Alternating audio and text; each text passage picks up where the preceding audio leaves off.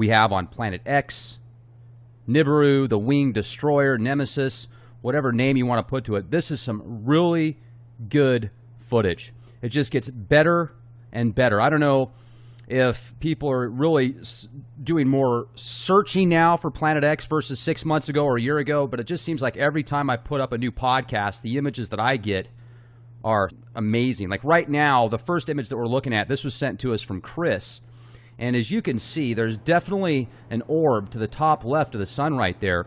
And some people might say, well, that's just a lens flare, that's an anomaly. Okay, could be, but take a look at this, you guys.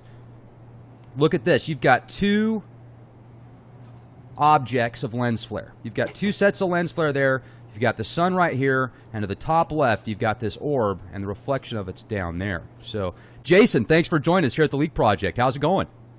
I'm doing good. How you doing?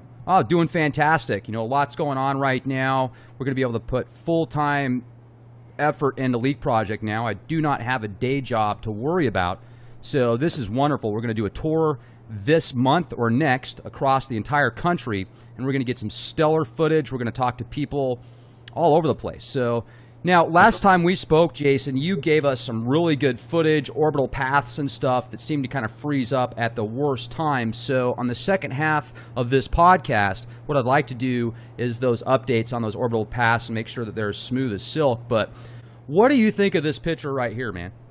I think that's really good footage. From what I've been seeing, it, you know, as of this month, it's been coming out from behind the sun, and it's really revealing itself, especially in the higher elevations. So a lot of people have been getting objects, and like we know there's probably 4 or 5 objects that comes with this system. So yeah, that's definitely one of them. I'd say that's the sun, the actual binary of the system. There's a lot of names for that, but yeah, that's giving off its own light. They can see it clear as day there, obviously. Yeah, this one's great. She's got her hand in the middle of the sun and that object, so you can see that it's not some type of lens refraction.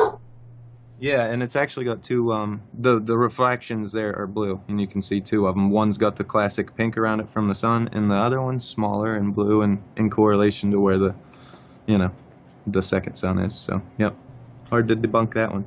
I got to tell you, thanks a lot, Chris. I really appreciate this footage. This is stellar. Some of the best images I've seen yet. And then I go down to this next image here. This is from Christina Holland, and she used a welder's lens or some type of filtering system here, so you could see that you've got these 2 objects again, and then 2 sets of lens flare to go with it.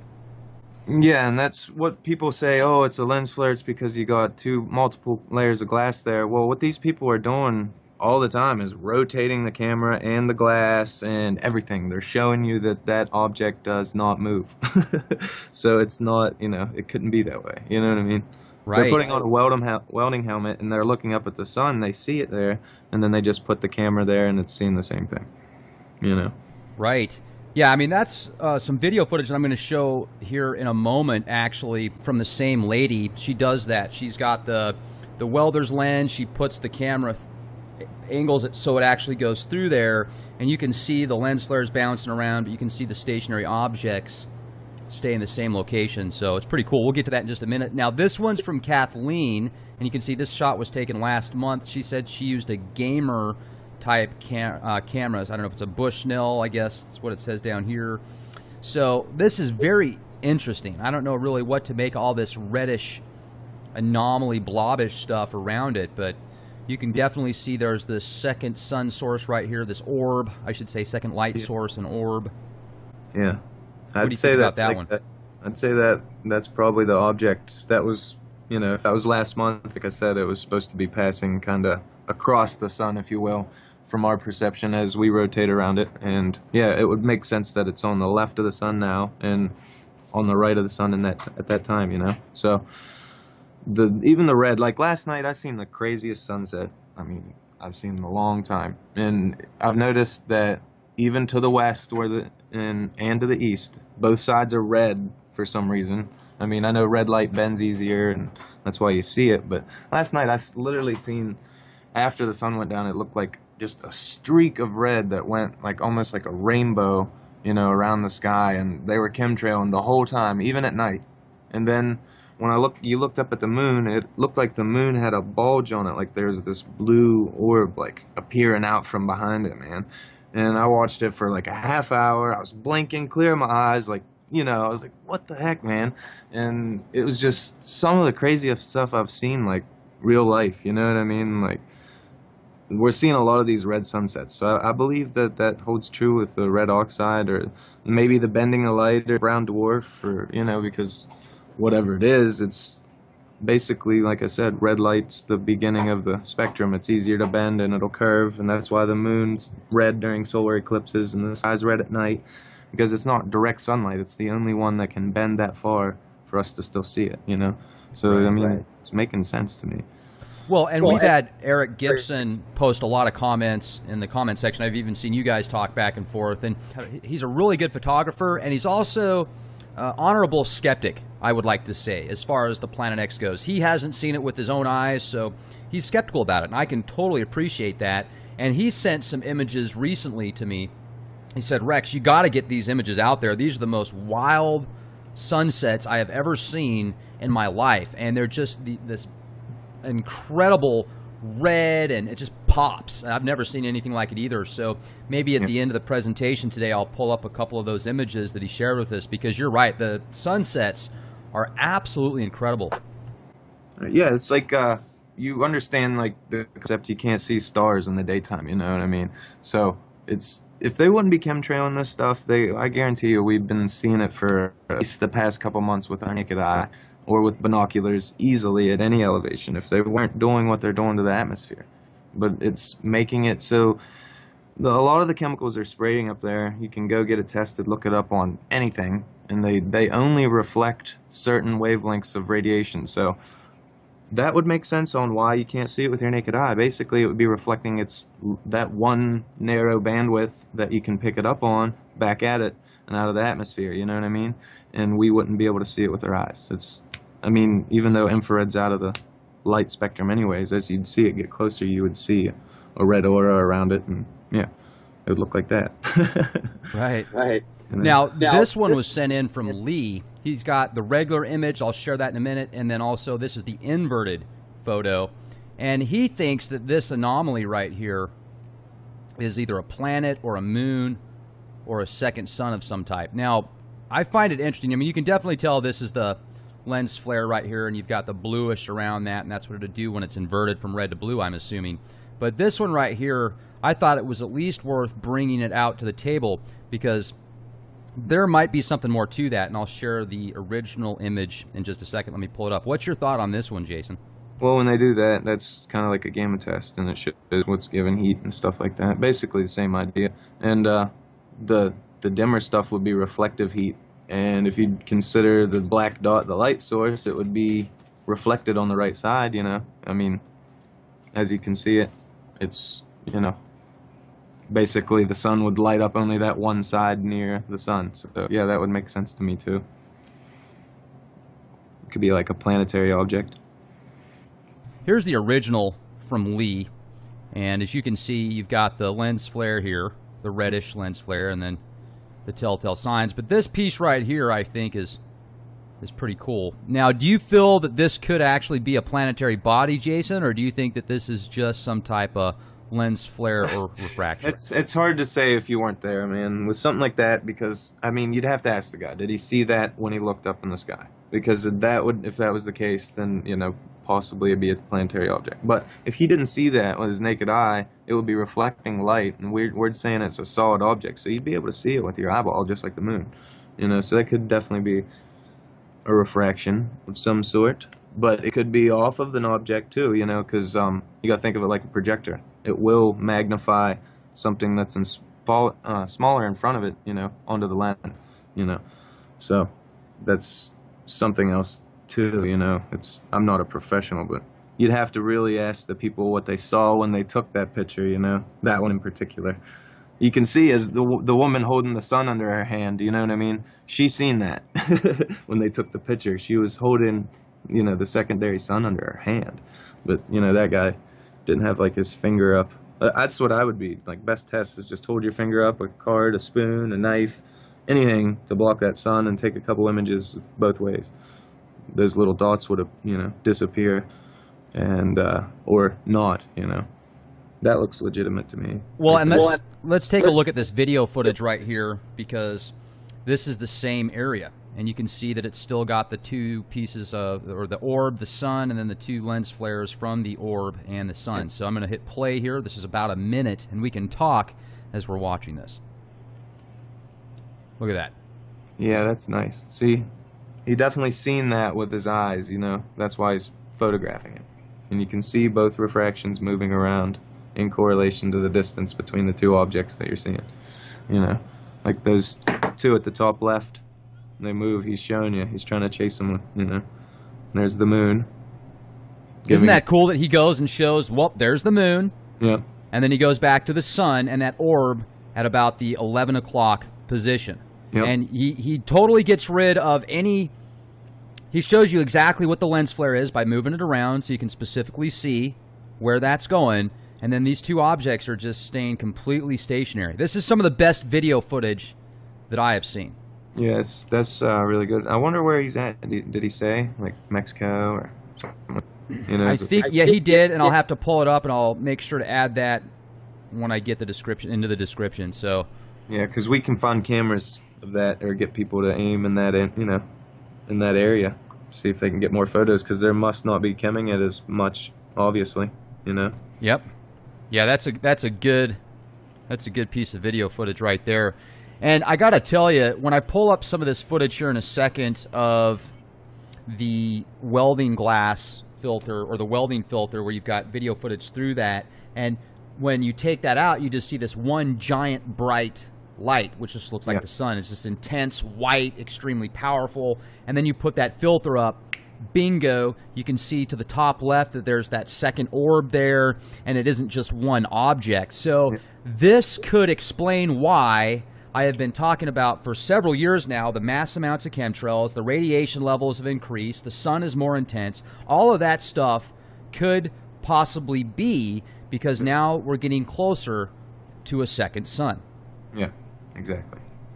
It just makes total sense. And people forget, like, you go, like, our solar system moves through the universe and, moves through the galaxy and all that. There's like a galactic center and all that. We're going, there's a lot more it's, moving than just us. So, it's very, very possible, that everybody's like, it's not possible. It's not. I don't see how, not everybody, but there's a lot of people out there that just can't conceive it. And it's called photoionization. That's the idea. They're basically overexposing your eyeballs so you cannot see the two objects. You only see one big blurry one. And who wants to look at the bright light all day and hurt their eyes, Yeah, I read these comments where people say, I look up at the sun all the time and I don't see anything. Well, keep doing that and you're not going to see anything at all because you're going to go blind. Yeah. I mean, use common sense, guys. Come on. Oh, I always look up at the sun. I don't have... Okay. You're going to burn your retinas out. I mean, That's really not the best idea. Even with polarized sunglasses on, and you got to be real I hold my careful. hand up every time, and I usually do, like, when it's overcast, that's the only time I really look directly at it, because you'll see it behind there, and it does some pretty neat stuff. I live up about almost 6,000 feet in elevation, so it's pretty, the chemtrails are right above me, man. It's every night, every day, every night. And I can predict it. I can tell people on a clear day that, about 4 o'clock, this part of the sky will have the planes flying everywhere.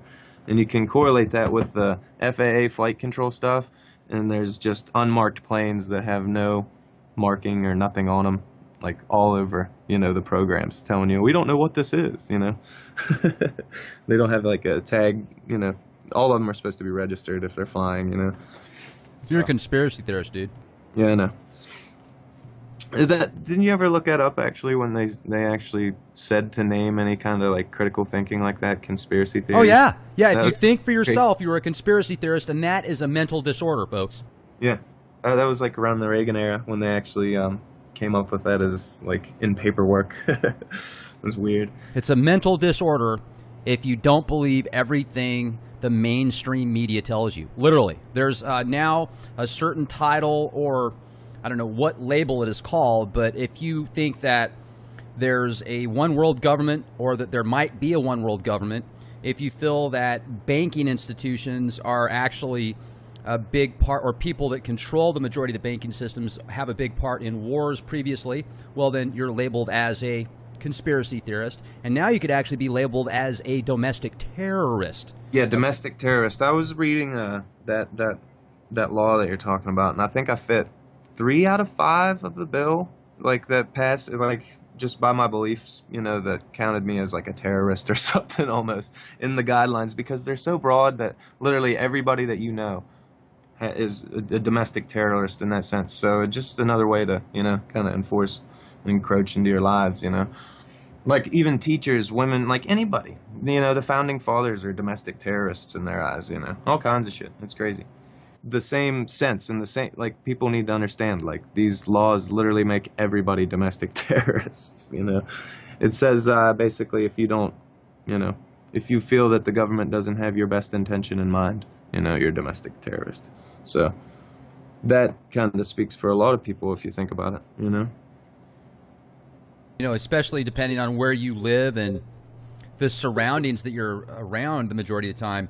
Now, let me show you this video footage right here. This is from Christina Holland again. Thank you for sending this, Christina. And you can see that there's a filter up. You can see to the top left, you've got that second orb there. I'm going to hit play. So you can see the lens flare there bouncing around. Yeah, that's crazy.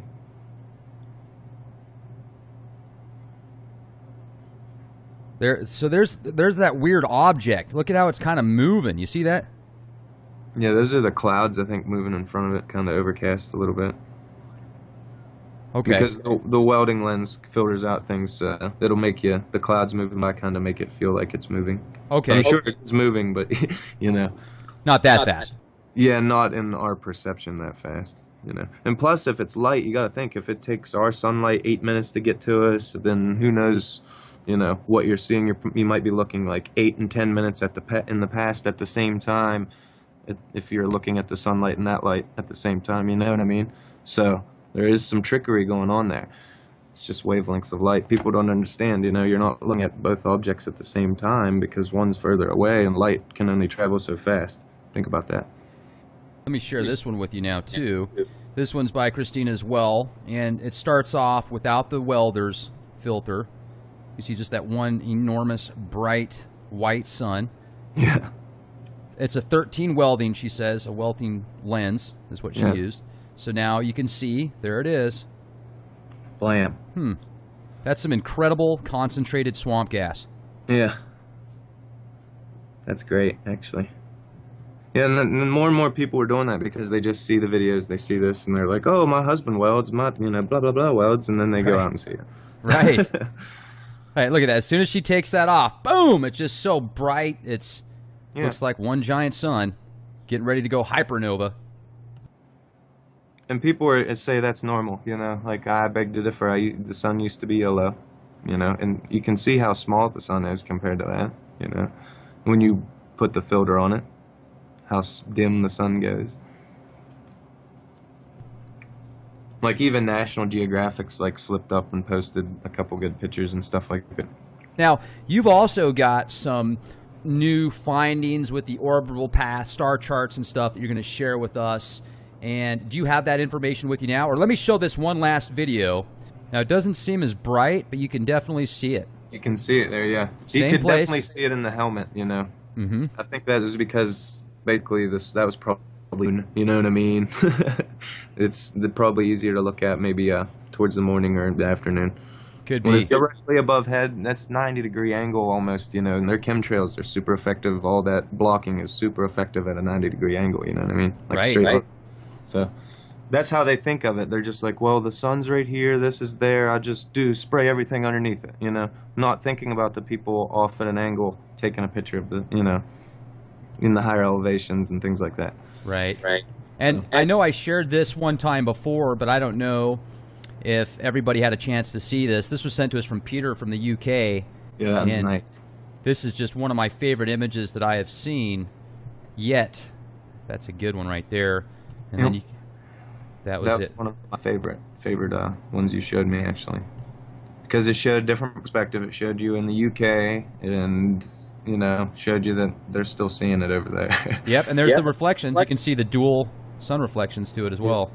Yeah, that's what I like too, because that eliminated. It was behind the clouds. And it's behind the clouds. You can't fake that. And then you had another one that was right before that where it showed the, right there, blam. See, I like that one too. And you can get a perspective on where it's actually at based upon the electrical lines and the rooftop. So that was neat. And then this was a pretty interesting sunset there. Now, if you would, Jason, what do you got for us? You said you were going to share some really cool orbits and stuff with us, so I'll let you pull that up. All right, yeah. It was just some of the stuff I was sharing with you last time. It really messed up at the worst time. So what I wanted to show was the all-sky surveys and the Worldwide Telescope. You go to the WISE, all-infrared scan. This is the most up-to-date infrared scan, and right there, you can see how fast this object was moving. It froze up. It didn't show you the zoom in. So there's the object. That's the ecliptic. All right. So, there you go. Blam. This thing is like huge, moving fast. You can see the frames.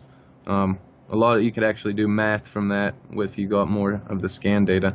I could show you, how fast it was going just from that one scan.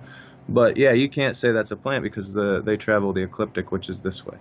So even if they were going backwards or whatever you want to say, nothing should be going, from south to north like everything. But he said, it's coming underneath us from the south. It'll rise above the ecliptic, go over to ahead of us. Everybody will be able to see it as it goes out towards its other sun. And then as it gets closest to its sun, it'll drop below the ecliptic again and then go under it and come back towards us for another, 1,800 years.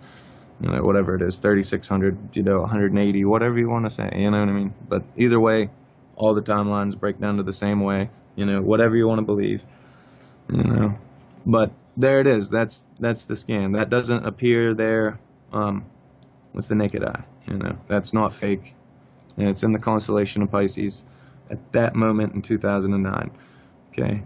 You can't debunk it. They even named that object. That's what I was showing you, that was supposed to be the lost object. All right, remember that? How I showed you that in the identification chart on the last video? So. Oh yeah. That's the pickup from that. I believe I had